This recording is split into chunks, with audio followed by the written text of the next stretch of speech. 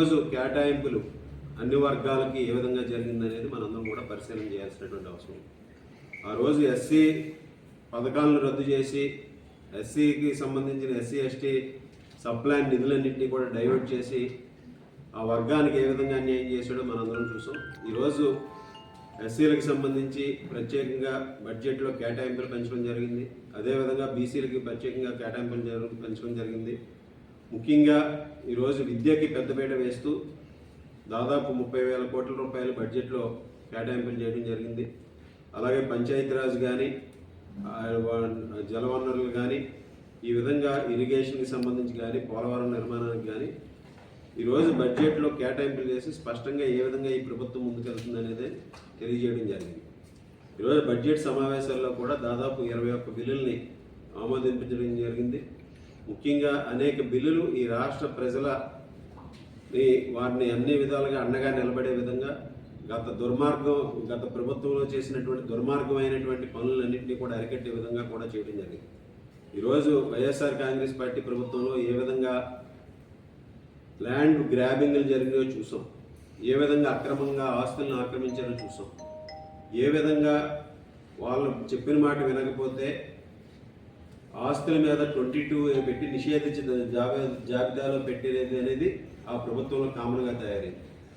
అటువంటి వాటి నుంచి రక్షణ కలిగించే విధంగా ఈరోజు ముఖ్యంగా ల్యాండ్ గ్రాబ్ యాక్ట్ని కూడా తీసుకురావడం జరిగింది.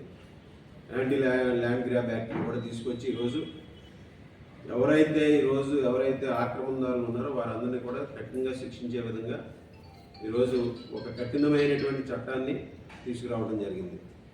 ఈ విధంగా 21 చట్టాలను ఆమోదింప చేయడం జరిగింది. శాసనసభలో ఎప్పుడూ లేని విధంగా అనేక చర్చలు తీసుకొచ్చి అనేక అంశాల మీద సుదీర్ఘమైనటువంటి చర్చలు జరిగి ఒక నిర్ణయాత్మకంగా ఈరోజు శాసనసభ సమావేశాలు జరిగినాయి. కానీ దురదృష్టం ఏంటంటే ఈరోజు రాష్ట్ర ప్రజలు గెలిపిస్తే నాకు ప్రతిపక్ష హోదా ఇవ్వలేదని చెప్పేసి శాసనసభ సమావేశాలని బహిష్కరించడం దురదృష్టం.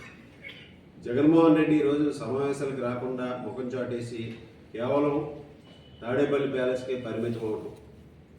ఈరోజు 11 మంది ఎమ్మెల్యేలను గెలిపిస్తే కనీసం ఎమ్మెల్యేలను కూడా పంపకుండా ఈరోజు శాసనసభని అవమానించినటువంటి పరిస్థితిని మనందరం కూడా చూడొచ్చు. ప్రతిపక్ష హోదా రాని ఫలితాన్ని ఈరోజు తీర్పుని ప్రజలు ఇస్తే నాకు ప్రతిపక్ష హోదా ఇస్తేనే శాసనసభకు వస్తానని కండిషన్స్ పెట్టి ఈరోజు ఏ విధంగా ముందుకెళ్తున్నాడో జగన్మోహన్ రెడ్డి యొక్క ఆలోచన ఏ విధంగా ఉందనేది మనందరం కూడా ఒకసారి ఆలోచించాలి. ప్రతిపక్ష హోదాకు సరిపడా ఎమ్మెల్యే సీట్లు ఇవ్వలేదు ప్రజలు. అటువంటి పరిస్థితుల్లో ఏ విధంగా ఈరోజు ప్రతిపక్ష హోదా ఆయనకి ఇవ్వాలి? ఈరోజు ఈ విధంగా గతంలో చంద్రబాబు నాయుడు గారు 23 సీట్లు వచ్చినప్పటికీ కూడా 5 సంవత్సరాలు ఆ రోజు చంద్రబాబు నాయుడు గారిని అవమానించి ఆ రోజు నేను ఈ గౌరవ సభ నుంచి వెళ్ళిపోతున్నాను, గౌరవ సభకు వస్తానని చెప్పి ఎమ్మెల్యేలని ఆ రోజు ప్రతిపక్ష ఎమ్మెల్యేలుగా ఉన్నటువంటి వాళ్ళందరినీ కూడా అసెంబ్లీ సమావేశాలకు పంపడం జరిగింది. ఈరోజు వీళ్ళు ఎమ్మెల్యేలను కూడా కనీసం పంపకుండా ఈరోజు పూర్తిగా మొహం చాటేసినటువంటి పరిస్థితి. ఇటువంటి పరిస్థితి ఏ రాష్ట్రంలోనూ ఏ ప్రతిపక్ష నాయకుడు కూడా ఎప్పుడు కూడా చేయలేదు. ఆ విధంగా జగన్మోహన్ రెడ్డి ఈరోజు ప్రజాస్వామ్యాన్ని, అసెంబ్లీకి ఉన్నటువంటి శాసనసభకు ఉన్నటువంటి విలువల్ని ఈరోజు పూర్తిగా తొంగలోకి తొక్కినటువంటి పరిస్థితి. వాళ్ళన్నీ కూడా ఈరోజు జగన్మోహన్ రెడ్డి ఆలోచన విధానం ఏ విధంగా ఉందంటే మాకు ప్రజలు తీర్పు ఇవ్వకపోయినా మాకు అన్నీ ఇచ్చేయాలని డిమాండ్ చేయడం. ఈరోజు ప్రతిపక్ష హోదా ఇవ్వాలని, అదేవిధంగా పిఎస్సి కమిటీ చైర్మన్ కూడా మాకే ఇవ్వాలని చెప్పేసి దాన్ని కూడా ఎప్పుడూ లేని విధంగా సంఖ్యాబలం లేకపోయినా నామినేషన్లు వేసి అక్కడ ఎలక్షన్ చూసే విధంగా గత 40 సంవత్సరాల్లో ఇప్పుడు కూడా పిఎస్సి కమిటీలకు ఈరోజు ఆర్థిక వ్యవహారాల కమిటీలకు ఎక్కడా కూడా ఎన్నికలు నిర్వహించినటువంటి పరిస్థితి లేదు. ఈరోజు వీళ్ళ నిర్వాహకం వలన వాటికి కూడా ఎన్నికలు నిర్వహించుకోవాల్సినటువంటి పరిస్థితి ఏర్పడింది. ఈ విధంగా జగన్మోహన్ రెడ్డి ఆలోచన ఏ విధంగా ఉందనేది ప్రజలందరూ కూడా గమనించాలి.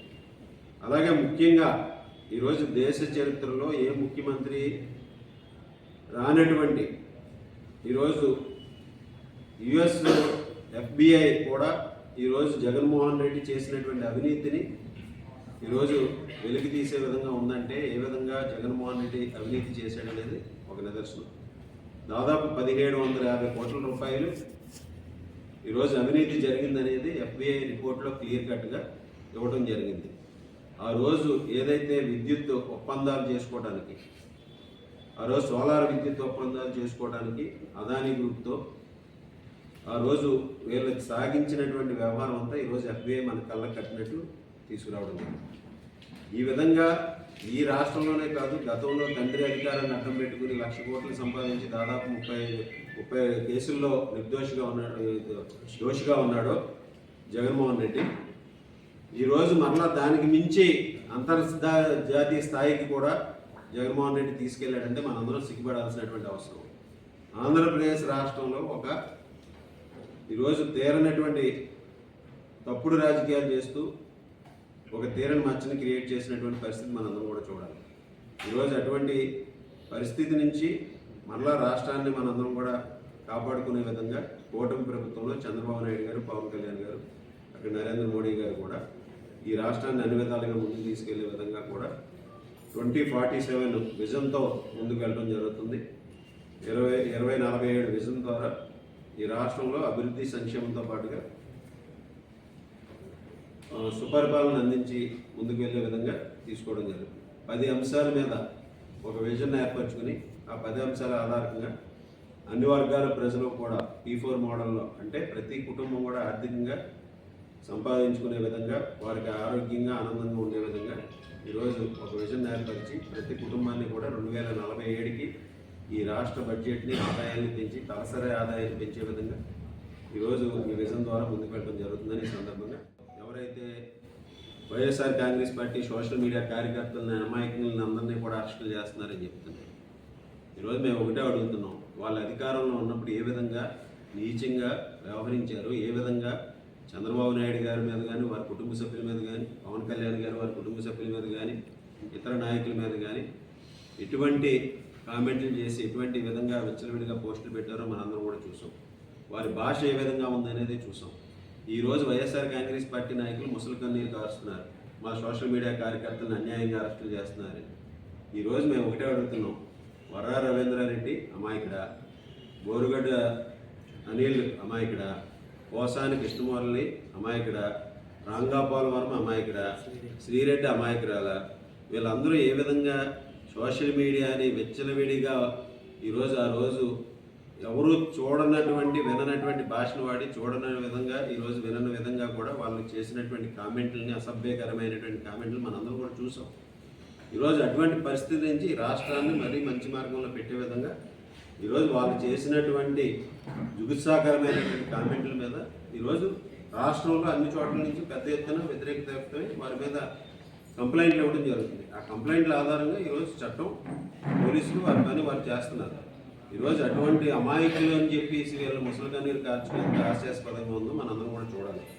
ఈరోజు ఈ విధంగా ప్రతి ఒక్కరూ కూడా సోషల్ మీడియాని దుర్వినియోగం చేయకుండా ఈరోజు మన రాష్ట్రంలో కూడా ఒక యాక్ట్ని కూడా తీసుకురావడం జరుగుతుంది. సోషల్ మీడియాలో ఎటువంటి తప్పుడు ప్రచారాలు చేసినా వారి మీద కఠినంగా శిక్షలు ఉంటాయని ఈరోజు అన్ని చోట్ల కూడా చాలామంది ఈరోజు ప్రభుత్వానికి అధికార పక్షానికి వ్యతిరేకంగా ఉన్నవి లేనట్టు రాయటం కూడా చాలామంది చేస్తున్నారు. వాటన్నిటి మీద కూడా చర్యలు తీసుకోవడం జరుగుతుంది. ఈరోజు తప్పనిసరిగా సూపర్ 6 కార్యక్రమాలు ఏదైతే హామీలు ఇచ్చామో ఆ హామీలు తప్పనిసరిగా అమలు చేసే విధంగా ఈ ప్రభుత్వం ముందుకు వెళ్తుంది.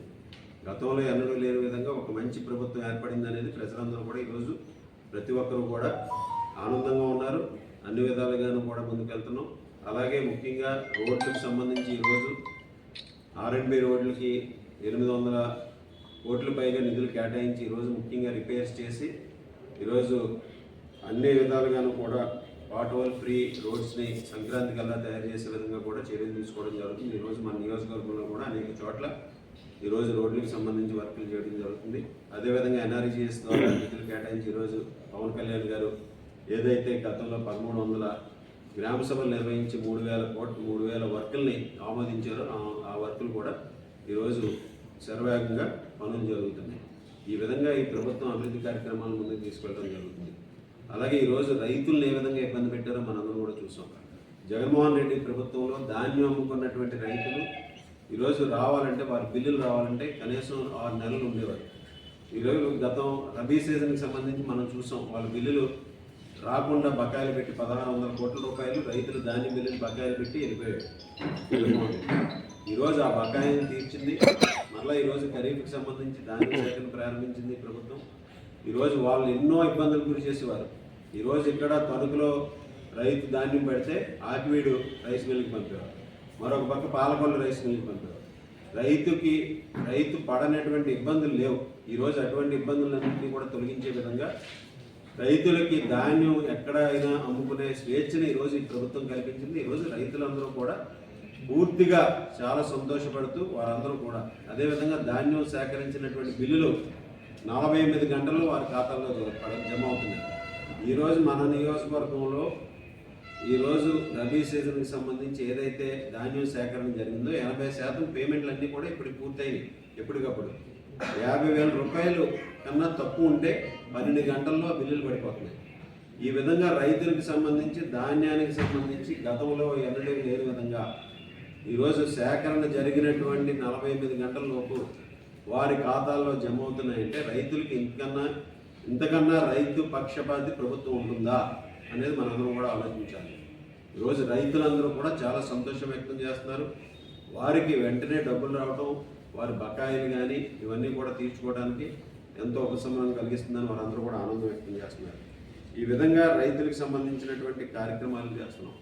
అదేవిధంగా ఈ ప్రభుత్వంలో ప్రతి ఒక్కరూ కూడా ఒక బాధ్యతగా పనిచేస్తూ అభివృద్ధి ధ్యేయంగా పనిచేయడం జరుగుతుంది. మన నియోజకవర్గంలో కూడా అన్ని విధాలుగాను కూడా అభివృద్ధి చేస్తూ మరొక సంక్షేమాన్ని అమలు చేస్తూ అన్ని వర్గాల ప్రజల ఆకాంక్షలకు అనుగుణంగా పనిచేస్తామని ఈ సందర్భంగా తెలియజేస్తున్నాం.